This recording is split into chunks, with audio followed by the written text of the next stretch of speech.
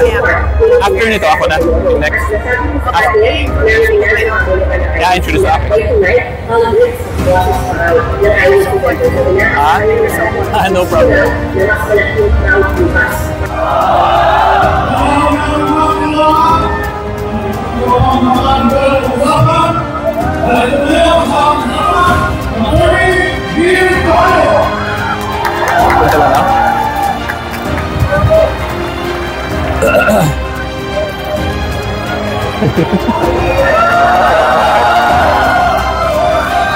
Hello. Good evening. Ay, good afternoon pala. So, good afternoon po. May fellow taong bayan. Kilala niyo po ba ako? Hindi. Talaga lang, ha? Yung hindi po nakakilala sa akin, i-search nyo na lang po sa YouTube yung pangalan ko. And hopefully po, maka-subscribe kayo. Pero anyway po, for this day, for this afternoon, meron lang po akong konting lecture na gagawin sa inyong lahat. Okay? Kasi, sige, quiet muna tayo children, quiet. So I will just have a quick lecture to all of you para mas maintindihan nyo talaga kung ano ba yung karapatan natin, ano yung obligations natin as a member of the Taong Bayan of the Republic of the Philippines, at kung gaano na kagrabe yung corruption problem that our country is currently facing. Iisa-isahin ko po sa Constitution para maintindihan nyo talaga. Okay? So yung una pong i-discuss ko sa inyo, whether or not meron ba tayong karapatan para gawin tong ginagawa natin ngayong araw na ito. Meron, wala? Ano yung basehan? Ha? Okay. Ha? Anong section?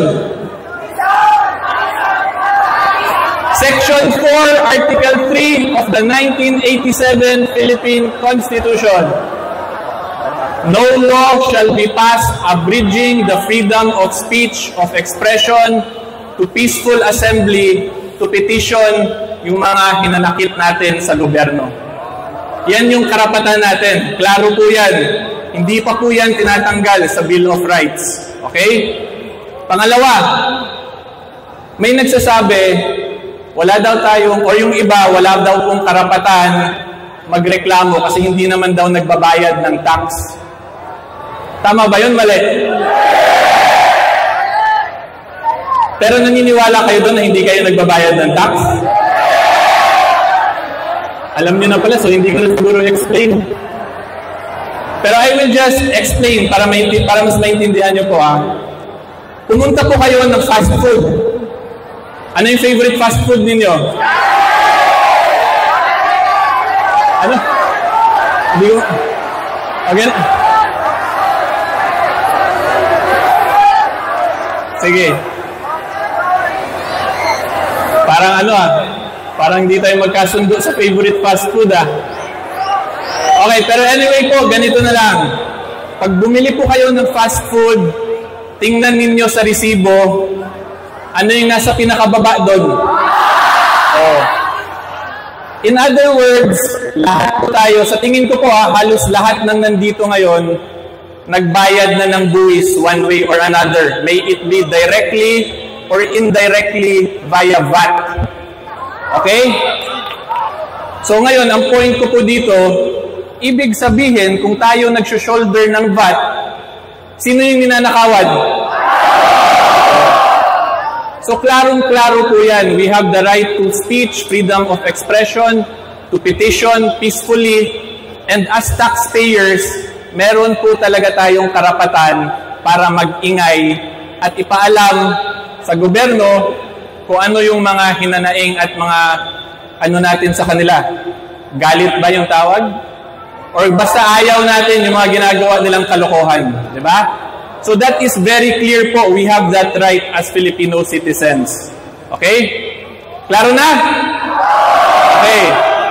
So ngayon po, i-discuss ko naman sa inyo kung gaano na kagrabe yung corruption. Para mas maintindihan nyo talaga, sino ang nagsisimula ng budget process sa Pilipinas?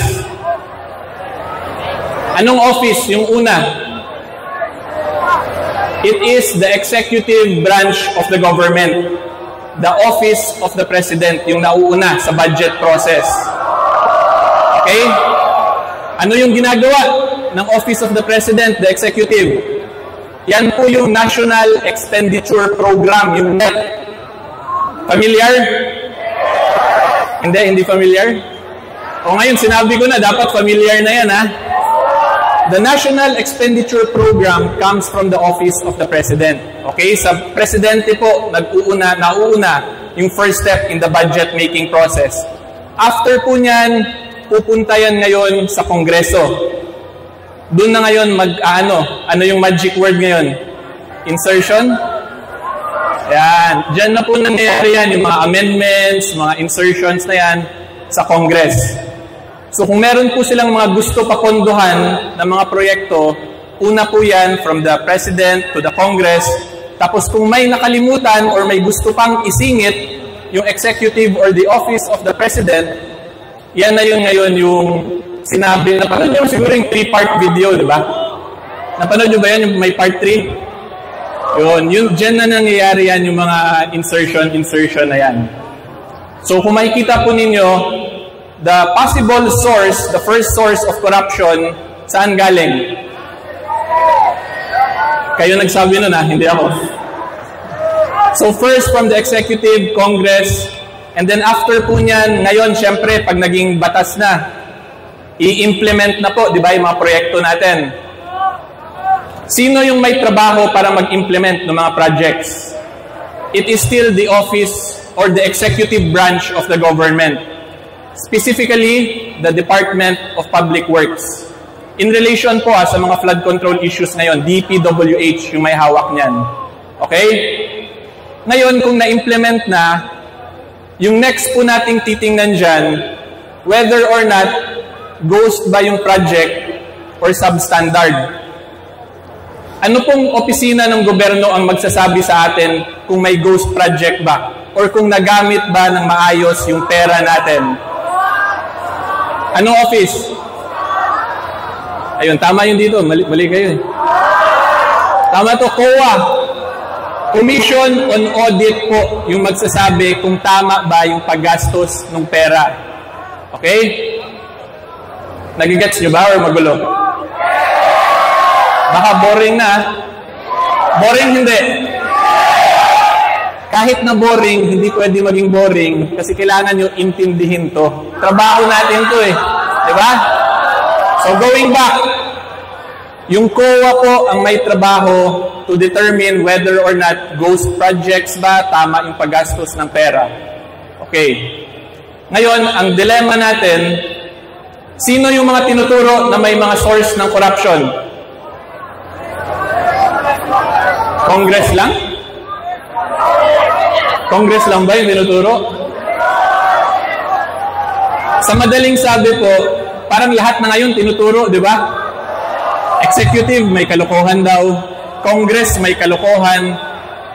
Ano sabi sa COA? May contractor din daw doon na commissioner. Di ba? So yung point ko po dito, kung makikita ninyo, lahat po ng branches of the government natin, hindi naman po lahat.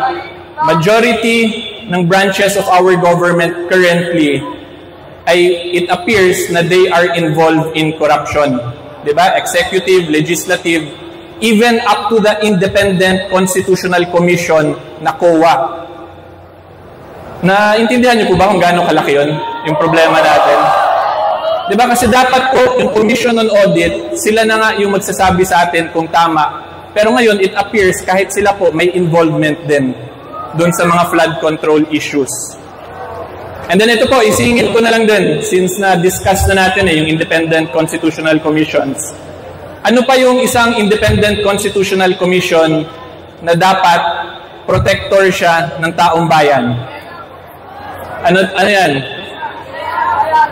Ombudsman, di ba? Yung best friend ni Senator Marcoleta. So yung ombudsman po, that is also an independent constitutional office na ang trabaho niya, protektahan tayo from corruption ng iba't ibang government officials natin. Therefore, ang ombudsman po dapat pagtingnan siya ng isang reasonable at ordinaryong Pilipino, it would appear in his eyes na hindi bias yung ombudsman. Dapat ganyan po yan. Kaya nga po, independent constitutional office yan siya. Kasi pag independent constitutional office po, ibig sabihin yan, tayo mismo direkta ang nag-create ng office na yan. Constitutionally approved and created. Okay? Ngayon, tanungin ko po kayo, ano ba tingin ninyo sa ombudsman? Ano yan? Bendalo? Bendalo sa... Ikaw nagsabi na na, hindi ako. Yan. So, sa tingin ko po, I think naman siguro as a reasonable observant, masasabi na ninyo kung ano yung perception ng public sa mga government offices natin, even sa constitutionally created office. At kahit si Senator Marcoleta po, I think siya mismo ang makasabi ko ano tingin niya dun sa ombudsman. Diba? So ngayon, ano yung punto ko po dito? Ang punto ko talaga, from our regular government offices, all the way to the constitutional offices natin, there is really now an appearance na may corruption issues. So ano na lang gagawin natin? Papayagan lang po ba natin yun sila?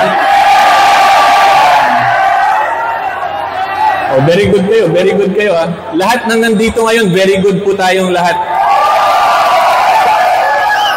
Diba? Kasi kung hindi po tayo magsasalita, hindi po tayo maninindigan, ang mangyayari po niyan, parang accomplice nila tayo dun sa mga pagnanakaw na ginagawa nila. Alam niyo po bakit kaya ako nasabi na posible maging accomplice tayo? Kasi we have to remember, all government authority emanates from the people. Diba? Tayo ang nagpapayag o nagbibigay ng kapangyarihan sa kanila para magtrabaho. So kung sobrang rampant, sobrang severe na po at grabe ng corruption nila, and then tayo magtatahimik lang, hindi tayo magpipetition ng ganito, edi parang okay lang sa atin yun. Oh. So, again, ulitin ko po, because of what the Iglesia ni Cristo Church is doing now, and all other non-Iglesia members na nandito ngayon, ako po hindi po ako Iglesia, but I am a person who advocates for truth, transparency, and accountability. Kaya po, huwag niyo na ako palakpakan. Uy, pinapatayan na ata ako ilaw ah. Joke lang. So again, ulitin ko po, very good po tayong lahat dito. Ilan na po ba yung count natin ngayon? 1 million na ba tayo? Wala pa. Kahit na po wala tayo 1 million physically present, I am sure, kasama yung mga OFWs natin abroad, lahat ng mga kapamilya, relatives ninyo nanonood via social media, lahat yun kasama natin sa advocacy na to. Diba? So ang request ko lang po talaga, before I end po, my only prayer and request to all of you, my fellow taong bayan po, huwag po tayo manahimik. Huwag po tayo umayag na patuloy lang sila dun sa mga alleged corrupt practices nila. Because if we do that, madidefeat po yung power natin as the Filipino people. Tandaan po ninyo na ang kapangyarihan po ng Republika ng Pilipinas ay nasa sa atin mismo, the Filipino people. We compose the Philippines, the Republic of the Philippines, and the sovereignty po resides in all of us. So kung may nakikita po tayong abuses sa mga karapatan natin, huwag po tayo pumayag, huwag po natin itolerate yun, manindigan po tayo at magsalita po tayo. Okay? Yan lang po yung request ko sa inyong lahat kasi pare-parehas po tayo dito ngayon, ordinaryong citizen na ayaw sa corruption, ayaw sa mga pagnanakaw na yan. So sana po itong message ko na in-explain ko sa inyo kung ano yung nangyayari na talaga ay mas ma-instill sa inyo kung gaano na ka-important yung nangyayari or gaano na karampant yung corruption issue at kung gaano ka-important po yung trabaho talaga natin as the Filipino people. Okay? And lastly po, ito lang din request ko, hindi sa inyo na nanonood or nandito ngayon. Itong request ko po, is para dun sa mga government officers natin.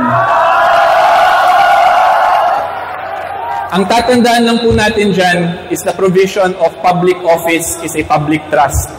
Diba? So to all our government officers, officials, employees, public servants, na yung isip ninyo or yung puso po ninyo or yung layunin ninyo sa pag-upo ninyo dyan ay hindi na for the benefit of your fellow Filipino people. Kung iba na po yung nasa isip nyo, iba na yung layunin ninyo, I suggest lang po, suggestion lang po to ha. Baka naman po pwede mag-giveaway na lang kayo sa iba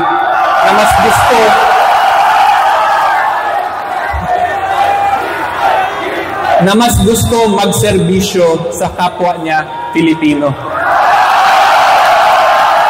Diba? Again, ulitin ko lang po, ito po para sa lahat ng mga public servants. Sila yung dapat nagsaserve sa atin. If your mind is no longer for service, sana lang po you may consider giving chance to those who are willing and have the heart and passion to serve po. Okay? Klaro na?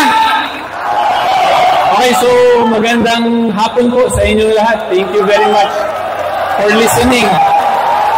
This is Attorney Nilabayon po, your fellow taong bayan, your fellow ordinary citizen na gusto lang po manindigan at magsalita kontra corruption.